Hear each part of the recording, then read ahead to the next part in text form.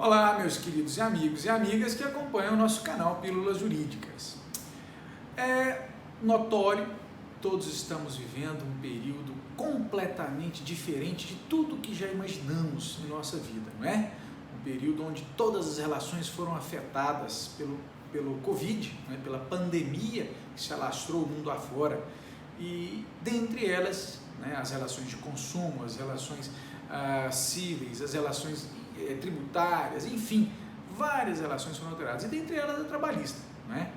As relações trabalhistas foram sensivelmente afetadas. Nós deveríamos repensar as formas de agir e de atuar dentro do contrato de trabalho. E eu estou aqui, meu nome é Jorge Henrique, para tratar sobre a medida provisória número 927 de 2020, né, que foi editada no domingo e já foi alterada na segunda-feira. Ontem debruçamos sobre o tema, assistimos vários debates, professora Vólia, Renato Saraiva, professor Fabiano Coelho e tantos outros conhecedores do direito do trabalho, para tentar entender, né, e tentar ver se realmente o que nós pensávamos a respeito dela era o que os outros doutrinadores entendiam. Então eu resolvi, ao invés de falar sobre a MP em si, como nosso canal Pílulas Jurídicas tem a tentativa, a intenção de facilitar o direito, eu resolvi aqui fazer perguntas e respostas sobre a medida provisória. É fato que ela vai ficar um pouco longa, porque são muitos os artigos, muitas as perguntas e alguns esclarecimentos importantes, mas eu vou roteirizar aqui nos detalhes, né, do nosso vídeo, para facilitar então a navegação por ele. Lembrando, não deixe de se inscrever aqui no nosso canal, tá bom? Para acompanhar todas as pílulas. Clica no sininho aí também, dá uma fortalecida aí na amizade, beleza? Vou pegar aqui então minhas anotações sobre a MP. Vamos lá. Bom, todos sabem, no artigo 1º é o que fala que ela trata justamente das relações trabalhistas no período em que estamos sob calamidade pública, não é? Assim feito pelo Decreto Legislativo número 2 de 2020. O seu artigo 2º, ele traz a indicação do que virá pela frente, né? Ele fala o seguinte: no período de calamidade pública, o acordo individual escrito terá preponderância sobre os demais instrumentos. Vejam, o presidente da República deu força ao acordo entre o empregado e o empregador, mesmo que o sindicato não participe. O acordo individual é escrito, né? Mas só para esse período. Lembrando que esse acordo não poderá sobrepor-se aos termos constitucionais.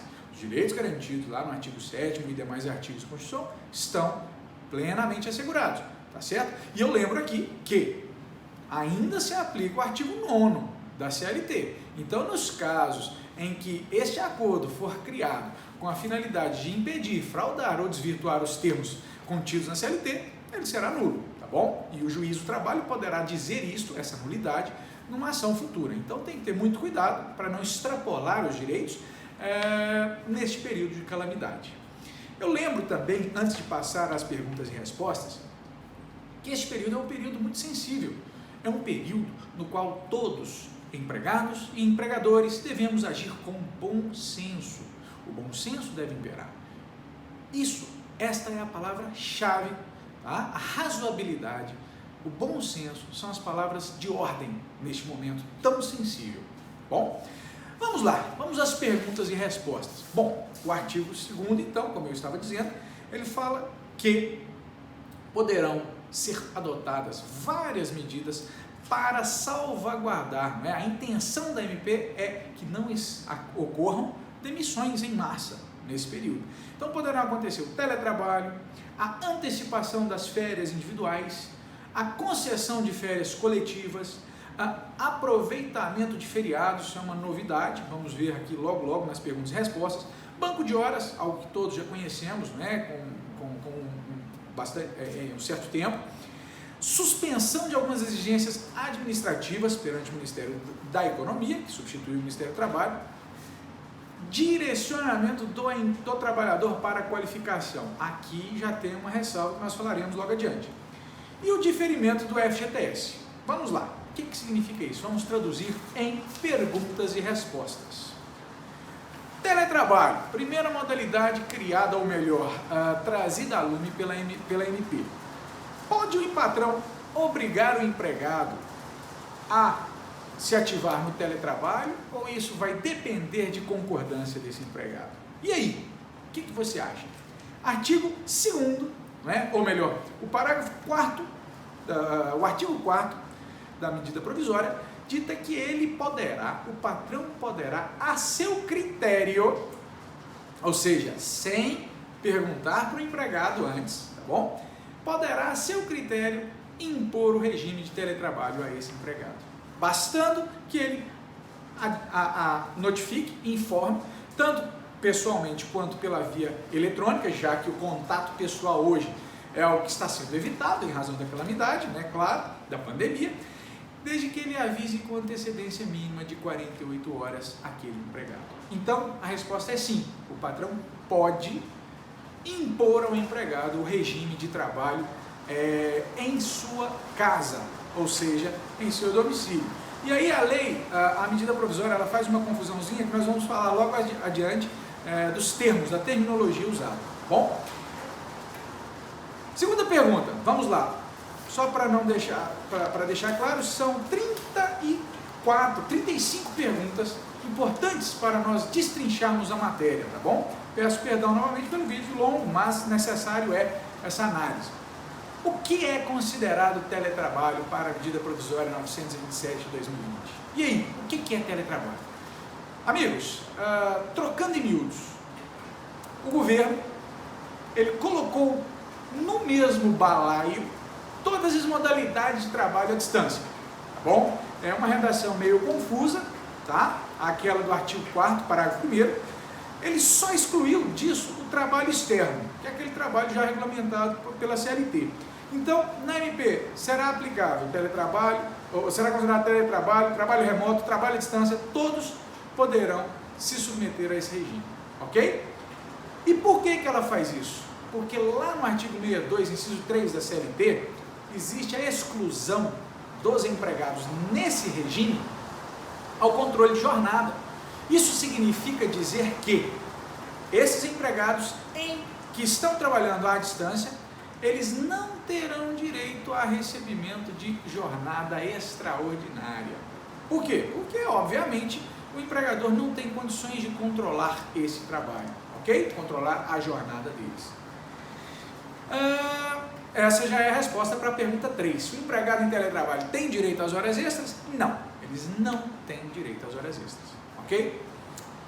Quarta pergunta. Quem custeará os equipamentos, a manutenção e a infraestrutura necessária para este trabalho? E aí? Gente, é claro, não é? O artigo 2º da CLT prevê que o empregador que assume os riscos da atividade, portanto, ele não pode transferir ao empregado os ônus.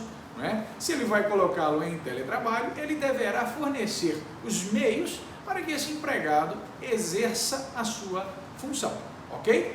E aí, o empregador deverá constar, inclusive num acordo, num contrato escrito, está lá no parágrafo 3º do artigo 4º, como reembolsar os custos. Ora, o empregado vai usar a internet, vai usar a energia, não é?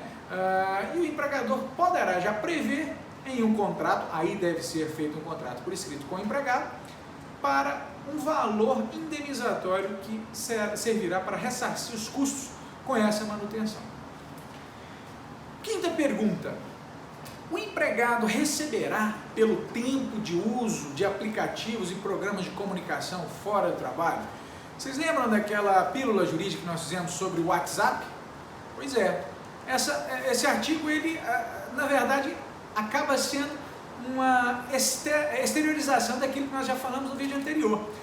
Olha lá, o parágrafo 5º do artigo 4º da MP diz que este tempo não se constituirá tempo à disposição, prontidão nem sobreaviso, a não ser que esteja previsto no acordo. Claro, se o empregador quiser colocar no acordo que o tempo que o empregado ficar atendendo WhatsApp, Telegram e outros aplicativos de comunicação instantânea será pago, beleza, tudo bem. Agora, isso não será considerado regra, ok? Ou seja, a princípio, o empregado não receberá pelo tempo que estiver no aplicativo de comunicação. Sexta pergunta. O empregador poderá colocar no regime de trabalho aprendizes? E ainda, na mesma pergunta. E estagiários, como ficam? Bom, meus caros, primeiro é importante lembrar, é uma confusão que se faz habitualmente. Aprendiz é empregado. É uma categoria específica de 14 a 24 anos, disposta, prevista na CLT, deve ter contrato anotado e tudo mais. Estagiário não é empregado. O estagiário não tem direitos previstos na legislação trabalhista, mas na lei de estágio. Bom, mas no caso da medida provisória, ela coloca os dois na mesma circunstância e autoriza o empregador a conceder, né, o regime de teletrabalho também para aprendizes e estagiários. Percebam a intenção, né, do legislador extraordinário, que no caso é o Poder Executivo Federal, em manter os contratos. O principal motivo é manter os contratos e termos de estágio, ok? Pois bem, sobre o teletrabalho, eu reputo que são essas as maiores dúvidas. Vamos agora à questão das férias. A medida provisória trata também das férias. Primeira pergunta, pode o patrão obrigar o empregado a tirar férias nesse período? O empregado não poderá viajar, não poderá descansar, não poderá usufruir como habitualmente usufruiria. Meus amigos, lembremos que essa situação é emergencial, estado de calamidade pública. Não é uma situação comum. E nós temos que ter bom senso. Se o empregado já completou o prazo para gozo de férias, poderá sim o empregador colocá-lo de férias mesmo no período da pandemia, ok? Lembrando que isso já é um direito do empregador, não é? No artigo 134 da CLT prevê que quem define o período de gozo das férias é o empregador, ao seu critério, né? Já está no poder diretivo dele e a medida provisória repete isso aí. Só que ela amplia um pouco as questões relativas às férias. Por exemplo, quanto tempo antes o patrão deve avisar acerca do início das férias individuais? A lei, em períodos normais, prevê que o empregador deve avisar com 30 dias de antecedência que o empregado iniciará férias. Está lá no artigo 135 da CLT. No caso deste período especial de calamidade, o empregador poderá conceder férias ao empregado avisando-o com 48 horas de antecedência. 48 horas. Diminuiu-se, portanto, o período de antecedência, o período de aviso antecedente das férias, ok? Está lá no artigo 6º caput da medida. E aí, elas podem ser fracionadas? Qual o tempo mínimo?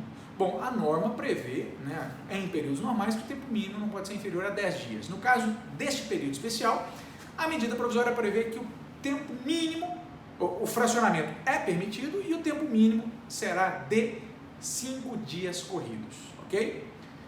Eu reputo que isso aqui seria até desnecessário constar, porque é claro, notório, nós sabemos que o período em que todos estaremos parados, pelo amor de Deus, parem, não saiam de casa, fiquem em casa, vai se elastecer muito mais, tá? Mas ela deixa um período mínimo de 5 dias. Bom, mas e se o empregado ainda não tiver tempo? Se ele não tiver passado por aqueles 12 meses para receber férias, como é que fica?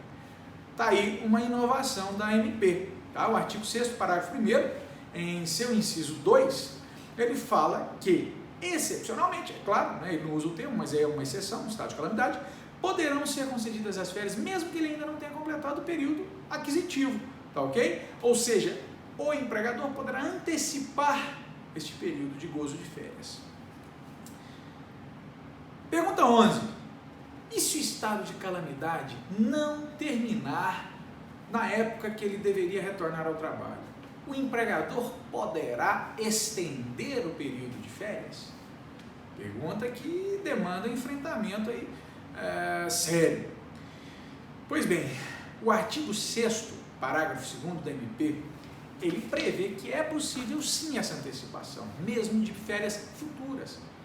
Porém, neste caso, não é ao prudente arbítrio do empregador. Ele deverá celebrar um acordo escrito com o seu empregado. Esse acordo não precisa ser com o sindicato, pode ser individual, mas deve ser um acordo formal, ou seja, deve ter a concordância do empregado, ok? Lembrando, e aí a lei faz essa ressalva importante, que nesse caso de férias, o empregador deverá priorizar, é claro, aqueles que estão no grupo de risco do Covid, não é? Quem tem doença grave, doença crônica, doenças respiratórias e os idosos, né? Pergunta 12. E o trabalhador da saúde e dos serviços essenciais? Como é que fica a questão das férias? Bom, se porventura, a partir da vigência da medida provisória, o empregado na área de saúde estiver em gozo de férias, a medida provisória autoriza que o empregador convoque o seu empregado para retorno ao trabalho. É óbvio, enquanto todos os demais devem ficar em casa de quarentena, aqueles devem ir ao hospital socorrer quem assim precisa daqueles serviços. Serão muito necessários. Então, a medida provisória autoriza no artigo 7º, parágrafo 2º, que estes trabalhadores que estiverem de férias ou de licença poderão ter suas férias ou licença suspensas, certo? E informadas com antecedência preferencial de 48 horas, seja presencialmente ou por via eletrônica, ou seja, por WhatsApp vale, né? Por e-mail vale. Né? O importante é ele saber que as férias dele foram suspensas para o retorno ao trabalho. E, obviamente, futuramente, terminada a calamidade, eles poderão gozar normalmente o restante de suas férias. Né? Tá bom, Jorge, mas e com relação ao pagamento das férias? Como é que fica? Pergunta 13. Serão pagas integralmente? Vamos lá. Com base no artigo 7º, parágrafo 2º, neste período de calamidade pública, o empregador ficou autorizado a pagar, vejam só, 1/3 das férias até o 13º salário, até a data do pagamento em que seria devido ao pagamento do 13º salário. Ou seja, eu concedo férias hoje, 24 de março, mas o terço que deveria ser pago a mais, eu poderei pagar até no período do pagamento do 13º salário, também chamada na medida provisória de gratificação natalina, né? Pela época em que ela é concedida. Bom, e com relação ao pagamento do valor das férias, vamos lá. Em épocas normais, pergunta 14, né? Em épocas normais, artigo 145 prevê o quê? As férias devem ser pagas em até 2 dias antes do início do seu gozo, não é? Pois bem, em época de calamidade, não. Em época de calamidade, poderão ser pagas até o 5º dia útil seguinte ao mês do início do seu gozo. Se iniciadas as férias agora em março, o empregador terá até o 5º dia útil do mês de abril, que é o mês seguinte ao mês do início do gozo. Se iniciadas em abril, o empregador terá até o 5º dia útil do mês de maio para pagar essas férias. O valor das férias. Lembrando que o terço poderá ser pago até a época do pagamento do 13º salário. Tá bom, Jorge. Pergunta 15. Essa pergunta é interessante. E aí eu já vou fazer um parênteses, porque muitos empregados não sabem desse direito, tá bom? Se o empregado quiser converter 1/3 do período de férias em abono, como é que fica no período de calamidade? Primeiro, é importante informar que, nos termos do artigo 143 da CLT, é direito do empregado, não é do patrão, tá bom? É um direito do empregado requerer o abono de 1/3, de até 1/3 do período de suas férias. Então, se ele tem 30 dias para gozar de férias, ele pode requerer que só goze 20 e receba os outros 10. É o pagamento do abono, tá? Como é que fica isso? Bom, isso é um direito em período normal do empregado. E como é que fica isso no período de calamidade? Artigo 8º, parágrafo único da medida provisória. Só poderá ser feito, né, o abono caso haja concordância do empregador. Ou seja, um direito que em época normal é um direito do empregado, o empregador não pode questionar. Na época da calamidade, durante a vigência da MP, é condicionada à concordância do empregador. Fique atento, tá bom? E se o empregado for dispensado antes de receber as férias? Artigo 10 da MP prevê que deverão ser pagas junto com acerto rescisório. Eu não tenho maiores detalhes. E o empregador pode concedê-las coletivamente? existe uma regulamentação específica para férias coletivas, tá bom? Mas o artigo 11 da medida provisória prevê que ele pode conceder a todos os empregados ou determinado grupo, desde que avise com antecedência mínima também de 48 horas, tá? Não mais de 15 dias, e este aviso não precisa ser feito ao sindicato da categoria profissional e nem ao Ministério da Economia. Em época normal, ele deve ser feito 15 dias antes, avisado ao sindicato profissional e ao Ministério. Em época de calamidade, poderá ser feito o aviso em 48 horas antes e dispensa o aviso ao Ministério da Economia, tá bom? E ao sindicato profissional. Lembrando ainda que, no caso das férias coletivas, eu antecipei a pergunta 18, que seria essa: ele deve avisar? Não, ele não deve avisar, ponto final. O pagamento, a medida provisória não fala sobre o pagamento das coletivas. Ela não fala das coletivas, mas ela especificou nos artigos anteriores das férias individuais, reputamos que poderão ser feitos pagamentos da mesma forma como previsto para as individuais, tá bom? Eu aconselho nesses casos, como dito anteriormente, o bom senso deve imperar. Eu aconselho que o empregador e os empregados conversem, se reúnam, mesmo que à distância de 1,5 metro no mínimo, mas entendam que é um período de dificuldades, é um período que todos devem ceder. Não dá para agir com os rigores da lei numa época tão difícil. Se você, empregado, está se sentindo afetado, imagine um empregador que tem a obrigação de continuar aquele contrato de trabalho e não terá entrada de receita para pagar. Então, devem ser flexibilizadas observando os limites constitucionais, tá bom? Com relação aos feriados, a medida provisória também, no seu artigo 13, traz uma inovação. O que ela fala? Ela fala que os feriados civis poderão ser antecipados pelo empregador. Está lá, é uma excepcionalidade, não é? Que o empregador deverá avisar ao empregado com 48 horas de antecedência, por escrito ou pela via eletrônica, e esta antecipação independe de concordância do empregado. Ou seja, o empregador pode fazê-lo dentro do seu poder diretivo, sem pedir anuência ou autorização do empregado, tá bom? Lógico que deve tudo ser comunicado. Essa comunicação, gente, pode ser feita por WhatsApp? Pode. Pode ser feita por e-mail? Pode.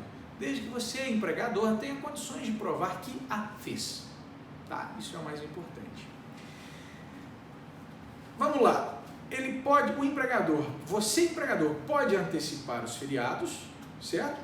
E também, no caso dos religiosos, pode ser antecipado? Sim, porém, para os feriados religiosos, não é? Vamos lá, dar um exemplo, Dia de Finados, 2 de novembro, ou Natal, 25 de dezembro, eu posso antecipar? Sim, mas nesses casos, o empregado deve concordar, tá bom? Feriado não religioso, exemplo, 7 de setembro, 15 de novembro, não precisa de concordância do empregado. Feriados religiosos, pode antecipar desde que haja concordância do empregado. E essa concordância, claro, deve ser feita por escrito, tá bom? Vamos lá. Bancos de horas. Banco de hora, tradicionalmente chamado banco de hora, na verdade, o termo técnico é um acordo para compensação de jornada. E o que quer dizer o banco de horas? Quer dizer que no mês eu posso trabalhar mais, não receberei nada mais por isso, mas contarei todas as horas que trabalhei a mais para descontá-las futuramente. Naquele mês futuro eu posso trabalhar menos, que não sofrerei desconto em meu salário, compensando assim a jornada que trabalhei a mais no período anterior. Pois bem, e como é que fica a questão do banco de horas no período de calamidade? Meus amigos, artigo 59 da CLT já previa as regras para o banco de horas, tá ok? Lá nos seus parágrafos. Pois bem, o que aconteceu? No estado de calamidade, né, nesse período agora excepcional, aumentou-se, né, flexibilizou-se um pouco as normas. O que antes deveria ser exigido em determinado período, agora pode ser exigido em período maior. Ou seja, a compensação da jornada, desta jornada trabalhada a menos, poderá ser paga em até 18 meses. A menos ou a mais, dependendo da categoria, claro. Pergunta 21. O empregado é obrigado a aceitar a imposição de banco de horas pelo empregador? Não. Não. Ele deverá existir um acordo, tá? Deverá existir um acordo entre o empregador e o sindicato de preferência. É importante que esse acordo seja feito de maneira coletivamente. Tá, mas e com o empregado? Pode? Regularmente não poderia. Excepcionalmente, em tempos de calamidade, ou seja, em tempos de vigência da medida provisória 927, sim, pode ser feito por acordo individual com o empregado. Como o empregado deverá pagar as horas que folgar no período de quarentena de afastamento do trabalho? Até 2 horas máximas por dia, depois do fim daquele período de calamidade. Vamos lá, pergunta 23. O ASO, um atestado de saúde ocupacional, venceu. E o empregador, como é que fica? O Ministério da Economia vai multá-lo porque está com o ASO vencido? Artigo 15 da medida provisória. Ele suspende a obrigatoriedade da realização de exames médicos, periódicos, ocupacionais e complementares durante o período de pandemia. E o parágrafo 1º dele permite que o empregador o faça em até 60 dias após o término da vigência da calamidade, ok? É claro, questão de bom senso, né, gente? Bom, e se a prorrogação desse contrato de trabalho sem o ASO puder acarretar risco à saúde do trabalhador? Como é que fica essa questão? Nesse caso, vejam bem, muita atenção, o médico, coordenador do PCMSO, Programa de Controle Médico de Saúde Ocupacional, o médico da empresa, ele poderá orientar o empregador com relação específica a cada empregado e, nesse caso, exigir a realização de tais exames. Tá bom, e o ASO demissional, como é que fica? Bom, esta regra de suspensão do ASO não se aplica para o ASO demissional, tá bom? Deve ser feito regularmente e o empregado tem o direito de receber o acerto rescisório. Ele não vai esperar 60 dias depois do término da calamidade para receber o seu acerto. Pergunta 26.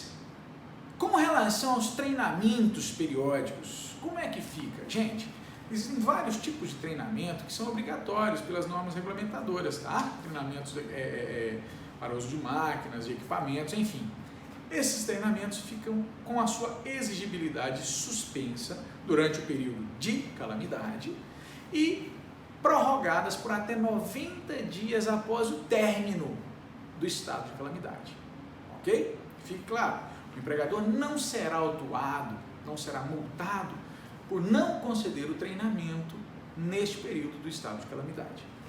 E o parágrafo 2º do artigo 16 da medida ainda autoriza, se for possível, que esse empregador conceda este treinamento via virtual. Por exemplo, dessa forma como nós estamos fazendo aqui, não é? Se for possível usar a plataforma, o YouTube, perfeitamente possível. Perfeitamente possível. É possível?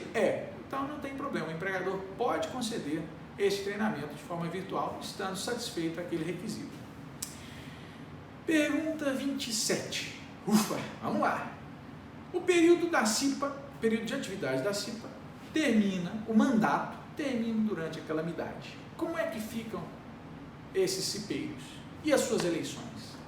Gente, uma redação confusa esse artigo 17, eu acho que foi feito muito ali domingo à noite, às pressas, mas eu traduzo que o Poder Executivo Federal, ele quis ampliar o período de duração do mandato do cipeiro até o término da calamidade, né? Porque o artigo 17 permite até a suspensão das eleições durante o estado de calamidade. Então, eu reputo que se trata disso, tá bom? E aí fica um adendo ao empregador, né? Nós sabemos que o empregado, membro da CIPA, eleito pelos empregados, ele tem uma estabilidade. Essa estabilidade se dilatará conforme a dilação, né, do término do seu mandato, tá bom? Não se esqueçam disso, por quê? Porque a demissão do cipeiro do período de estabilidade gera o direito de indenização, né, pelo período estabilitário. Suspensão do contrato sem pagamento de salário, pergunta número 28. Meus amigos, que polêmica!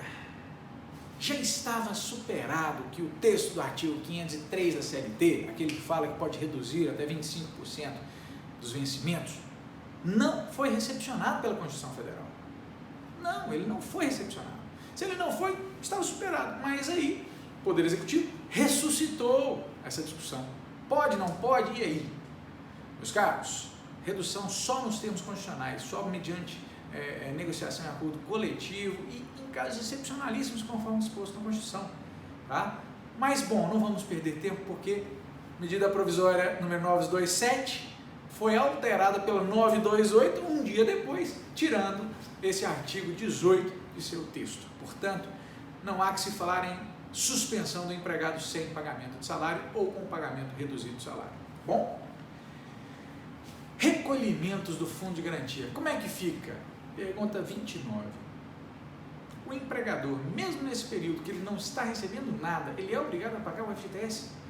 Ele será obrigado a pagar o FGTS? Sim. Tá? Porém, o que o legislador extraordinário fez foi permitir que ele o faça futuramente e de uma forma parcelada. Tá? No artigo 19, artigo 20, 23, bom, do 19 até o 25, 24, 25 fala sobre isso. Vamos lá. Está suspensa a obrigatoriedade de pagamento do FGTS referente a março, abril e maio. Março, abril e maio. Tá. E como é que eu, empregador, poderei pagar esse FGTS? Em até 6 parcelas mensais a partir de julho de 2020, sem a incidência de juros, multa ou atualização monetária. Claro, se não entrou receita porque eu estou parado, a minha empresa está parada, não tem condições, então que se parcele, que se permita o pagamento mais estendido, né, do FGTS, sem imposição, é claro, de multa. Pergunta 30. E se o empregado for demitido antes de tal pagamento? Aí, obviamente, o empregador deverá pagar de maneira integral até a data do acerto rescisório o FGTS devido referente a esses meses, ok? Lembrando que mesmo assim não incidirão multas, juros e nem encargos sobre esses meses, sobre a competência de março, abril e maio. 31. E se o empregador não depositar nos prazos previstos na medida provisória? Bom, aí a MP prevê que estarão suspensos os prazos prescricionais. Ou seja, se o empregador não estava obrigado a promover o recolhimento, não pode correr o prazo que o empregado tem para cobrar esses valores, não é? Então, do mesmo jeito que está suspensa a obrigatoriedade de pagamento, está suspenso o prazo prescricional, e aí a medida provisória prevê o prazo de 120 dias da data de vigência da medida provisória. Ok? E os empregados da saúde? Voltamos ao tema empregados da saúde. Como é que fica a questão da jornada desses empregados? Pergunta número 32. Está lá no artigo 26 da medida provisória que os estabelecimentos de saúde poderão celebrar acordo individual, não precisa ser acordo coletivo, um acordo individual, mesmo para atividades insalubres e ainda para aquelas onde a jornada seja no regime de 12 horas por 36 de descanso, prevendo a prorrogação da jornada, tá bom? Ele então poderá solicitar, exigir, né, e deverá ter a concordância, é claro, do empregado, via acordo escrito, para que seja prorrogado, ou seja, para que este empregado trabalhe em jornada extraordinária, horas extras, tá? Lembrando ainda que a medida provisória prevê a possibilidade, inclusive, de negociarem, e isso tem que estar no acordo também, que o empregado volte ao trabalho a partir da 13ª hora do repouso. Como assim, Jorge? Todos nós sabemos, né, o repouso semanal remunerado é o período de 24 horas, né, na semana que o empregado não trabalha e recebe. Tá, beleza.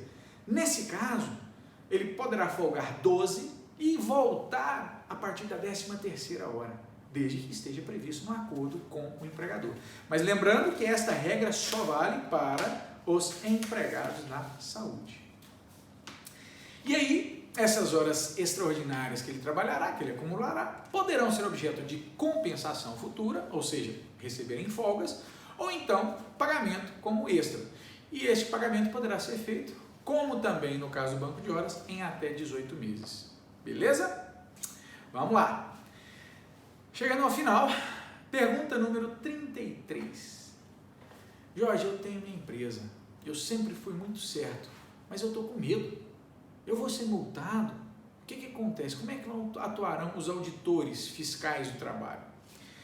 Pois bem, o artigo 31 da medida provisória, ele indica que esses auditores, no período de calamidade, deverão exercer uma atividade orientadora, ou seja, educativa. Não aconselha-se, a medida provisória, da leitura dela, dita que eles não chegarão multando, autuando, eles orientarão, salvo nos casos dispostos na própria medida provisória, que eu trago para vocês. Falta de registro.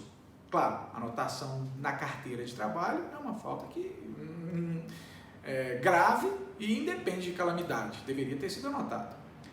Situações de iminente risco, risco à saúde do trabalhador, risco no meio ambiente de trabalho.